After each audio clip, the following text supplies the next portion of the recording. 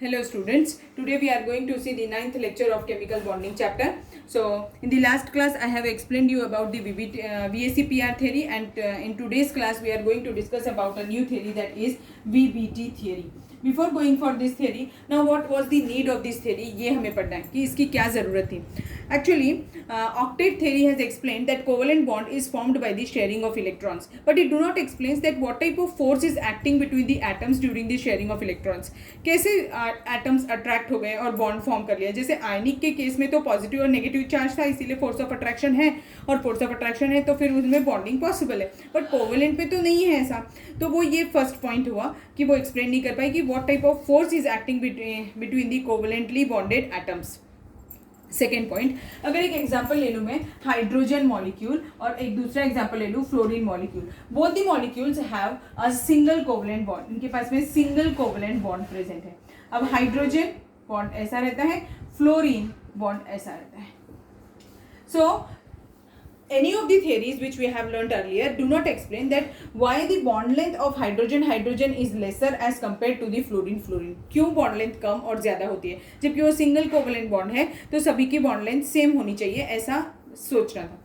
Second thing, it do not explains the if the energy required to, I want to break the single covalent bond, the energy required to break the single covalent bond which is present in hydrogen molecule is less as compared to the fluorine molecule.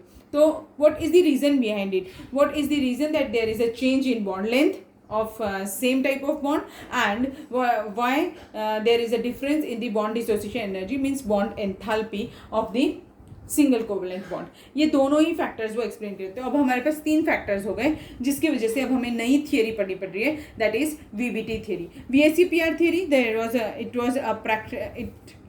that theory was very good. It explains maximum things. It explains the shapes, geometries, bond angles. But the only problem with that theory is it is a completely theoretical theory. उसके पास एक भी practical evidence नहीं था. That is the only reason that VACPR theory fails. As we are going to use, or we are going to take the help of VACPR while writing down the shapes and geometries of the molecules even today, but it do not have any practical evidence. That's why their theory fails, and the new theory came in light, and that is VBT theory. VBT theory means what? It is valence bond theory. Valence bond theory. And this theory was first of all given by the scientist named as Hitler and London. कौन थे? Hitler and London ने ये सबसे पहले theory दी थी. And later on this theory was modified by Pauling and Slaughter. ठीक है, तो पॉलिंग और स्लेटर ने. अब जैसे VACPR का बेसिक कंसेप्ट क्या था, maximum distance minimum repulsion, same VBT is also based on one point, the complete theory based on the forces of attraction and repulsion. Forces of attraction and forces of repulsion, इन दोनों पे based थी. Forces of attraction ज़्यादा होना चाहिए इस theory के हिसाब से, और फोर्सेस ऑफ रिपल्शन कम होनी चाहिए. Now let's see the postulates of valence bond theory. Now let's see the postulates of valence bond theory. So first postulate is what? That atoms do not lose their identity even after the formation of the molecule. यानी molecule बनाने के time पे atom अपनी individual identity loose नहीं करेगा. Second point, सिर्फ valence electrons ही participate करते हैं बॉन्डिंग में, inner electrons do not participate in bonding. This is the second postulate. Third postulate, during the formation, valence electrons lose their identity, but other electrons remains unaffected. सिर्फ valence electrons की identity loose हो जाएगी, बाकी के electrons जो भी उस atom में प्रेजेंट है वो सारे वैसे ही रहेंगे जैसे पहले थे. And the fourth very important point, that is the stability of the bond depends upon the amount of energy released during the bond formation. कितनी amount of energy release हुई है bond formation के टाइम, वो उसकी stability define करेगा. जितनी कम energy होती है उतनी ज़्यादा strength होती है bond की. And one more important point, that this theory is based on the number of attractive forces and number of repulsive forces. Number of attractive forces must be more as compared to the number of repulsive forces. तो fifth point क्या हो जाएगा? That is the forces of attraction ज़्यादा होने चाहिए as compared to forces of repulsion. ये fifth point है. और एक और sixth point, a bond is formed by the overlapping of the electron. कैसे? A bond is formed by the overlapping of the orbitals. ठीक है, ये दो इंपॉर्टेंट पॉइंट हैं. बुक्स में नहीं दिए रहते हैं, पर हमें ये लिखे बिना हम आगे का पॉइंट नहीं पढ़ सकते थे, इसीलिए बताया. अब मैं आपको बताऊंगी कि फोर्सेस ऑफ अट्रैक्शन और रिपल्शन पे कैसे ये थियरी बेस्ड थी. So for that we will see how the formation of the hydrogen molecule takes place according to VBT theory. तो आपको समझ में आ गया बेटा? ये लास्ट वाला दिख नहीं रहा था पहले बोर्ड पर आपको, वो भी मैंने दिखा दिया है. तो ओवरलैपिंग ऑफ ऑर्बिटल्स. ठीक, तो अभी हम हाइड्रोजन मॉलिक्यूल कैसे फॉर्म होता है वो बताते हैं. So the formation of hydrogen molecule with the help of VBT.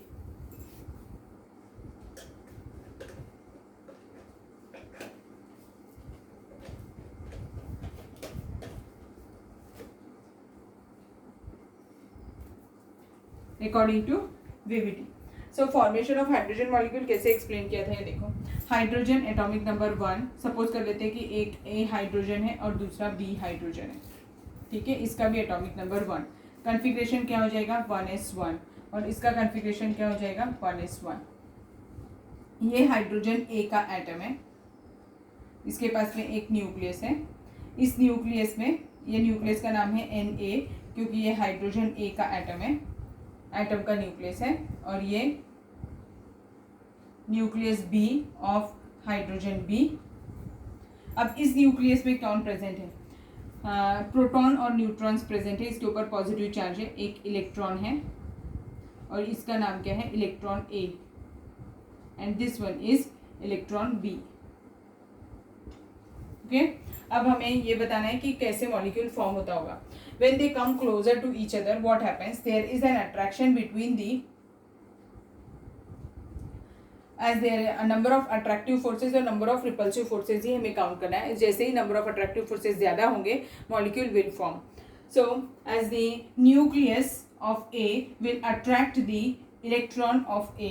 तो फर्स्ट पहले हम यहाँ पर फोर्सेज का नाम लिख देते हैं. ये फोर्सेज ऑफ अट्रैक्शन जो है, forces of attraction and forces of repulsion.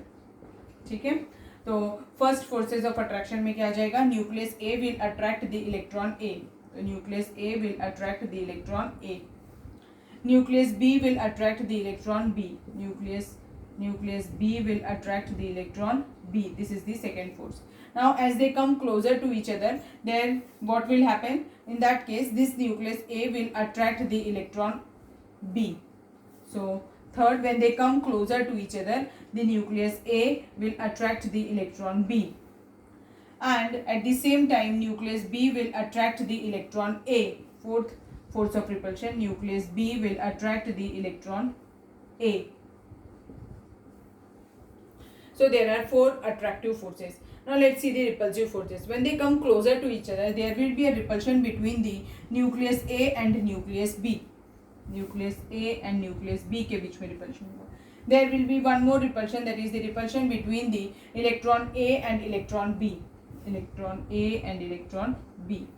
बस और कोई रिपल्शन नहीं हो सकता है. तो अभी कितने हैं नंबर ऑफ अट्रैक्टिव फोर्सेस? 4. और नंबर ऑफ रिपल्सिव फोर्सेस कितने हैं? 2. तो कौन ज़्यादा है? अट्रैक्टिव फोर्सेस ज़्यादा है और रिपल्सिव फोर्सेस कम है. So there will be the formation of hydrogen molecule will take place because in this the number of attractive forces are more as compared to the number of repulsive forces. समझ में आया? अब हम इसका एक potential energy diagram भी देखेंगे, तभी हमें और ज़्यादा क्लियर होगा. यहाँ तक समझा सभी को? अब देखो, what happens when the electron comes closer to each other. जैसे वो पास पास में आएंगे तो क्या होगा वो बताती. Now the potential energy diagram for the hydrogen molecule. So ये एक्सिस है और ये एक्सिस है. तो यहाँ पर जो x एक्सिस है that is internuclear distance and the y axis is potential energy. So this is the potential energy and this is internuclear distance r. Internuclear distance यानी क्या होता है? It is the distance between the center of the nuclei of two covalently bonded atom. उसे हम internuclear distance बुलाते हैं. So this point is for 0. अब space में कहीं तो भी दो हाइड्रोजन के एटम्स है, ये A और ये B. As they come closer to each other, they come closer and a time comes जब उनका ओवरलैपिंग शुरू होगा और वो दोनों ओवरलैप कर जाएंगे. ठीक है. अब अगर उनका ओवरलैपिंग रीजन और एक्सटेंड किया, वो पास पास में आते जाएंगे, वो ओवरलैप हो जाएंगे. अगर और एक्सटेंड किया ओवरलैपिंग रीजन, अगर वो और ज़्यादा ओवरलैप होंगे तो क्या होगा, रिपल्शन शुरू हो जाएगा न्यूक्लियस ए और न्यूक्लियस बी के, और इलेक्ट्रॉन ए और इलेक्ट्रॉन बी के. तो अगर रिपल्शन शुरू हो जाएगा तो वो दूर दूर जाने लगेंगे और फिर दूर दूर होते हुए वो और स्पेस में बहुत दूर चले जाएंगे. So this type of potential energy diagram is obtain in the formation of hydrogen molecule. It is like this. ये दिखता कैसा है, ये देखो, ये ऐसा. ठीक है. आपने अगर एटम्स नहीं भी बनाए तो चलेगा, पर ये कर्व आपको बनाते आना चाहिए. तो अभी मैंने क्या बताया था लास्ट पॉइंट पे, यहाँ पर जितनी कम एनर्जी होती है, देखो एनर्जी 0 से भी कम हो गई, जितनी कम एनर्जी होती है बॉन्ड की स्टेबिलिटी उतनी ज़्यादा होती है. तो यहाँ पर एनर्जी सबसे कम है, तो यही एक पॉइंट है जहाँ पर bond formation will take place. This is the point where the bond formation will take place. ठीक है. And energy is very less at this place. Minimum is the energy, maximum is the stability. So and as we force the atoms to come closer, now the repulsion will start and the atom will move apart from each other and they will move away from each other. So it will be like this. तो ये देखो अब इसमें कैसा होता है, question क्या आता है आपको, मैंने पोटेंशियल एनर्जी डायग्राम पढ़ाया क्यों. पहले क्या हो रहा है, स्पेस में दो एटम्स है, वो पास पास में आते जा रहे हैं, आते आते वो ओवरलैप होने लगे. अब वो पूरा ओवरलैप हो गए. ओवरलैपिंग के बाद में अगर आपने ओवरलैपिंग रीजन एक्सटेंड किया तो वो एटम दूर दूर होते जाएंगे और वो ऐसे रिमूव हो जाए. तो ये ऐसा कर्व बनता है. आपको क्वेश्चन कैसे आता है, एक तो ये चीज़ क्लियर हो गई आपको कि ये जो पॉइंट है, तो ये दोनों के बीच का जो डिस्टेंस होगा उसे हम क्या बुलाएंगे, इंटरन्यूक्लियर डिस्टेंस होगा वो. ठीक है. और वही this is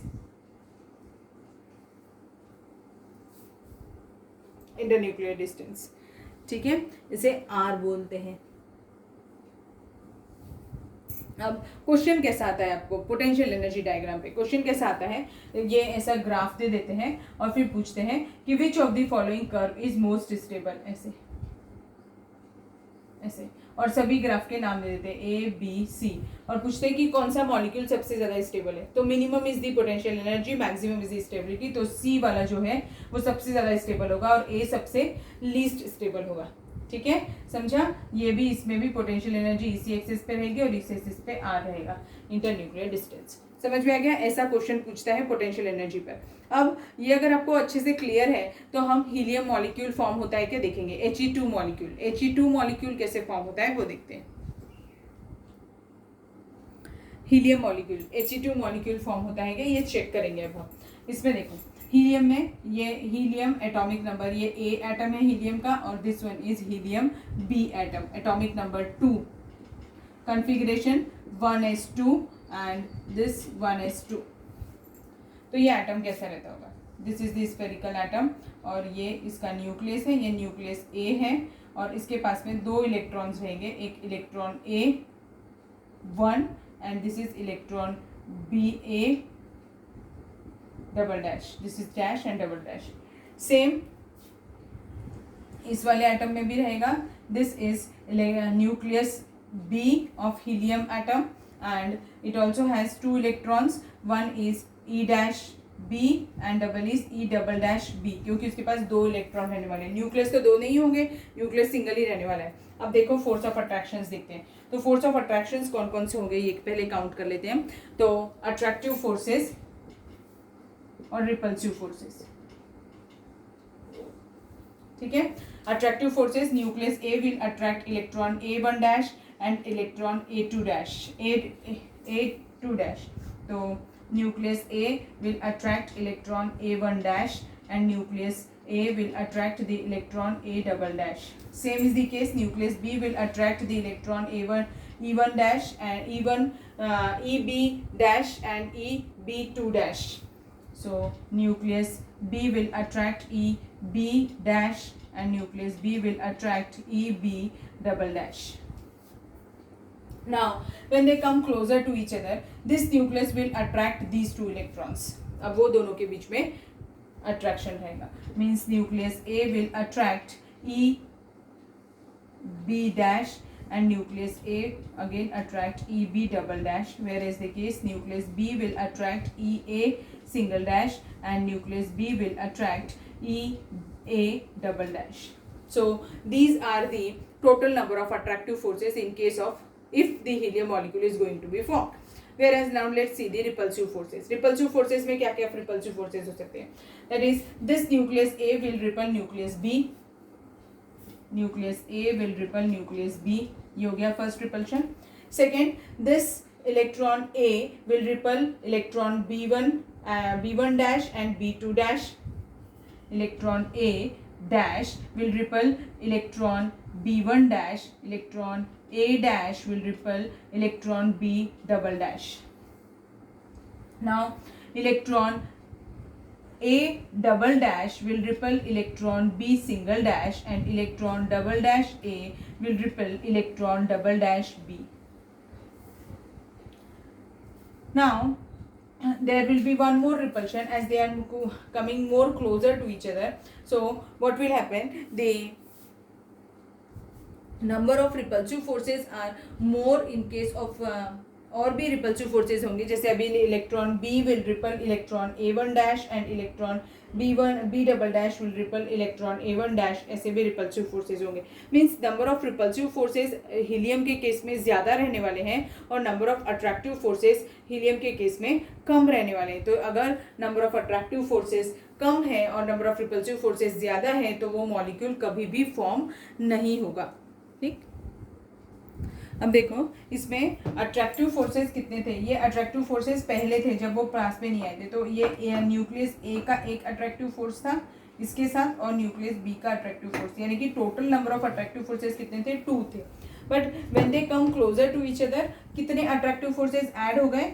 4 attractive forces add हो गए. बट रिपल्सिव फोर्सेस कितने हैं? देखिए 5 रिपल्सिव फोर्सेस हैं. ठीक है, ये 4 अट्रैक्टिव फोर्सेस और ये 5 रिपल्सिव फोर्सेस. तो कौन ज़्यादा हो गए?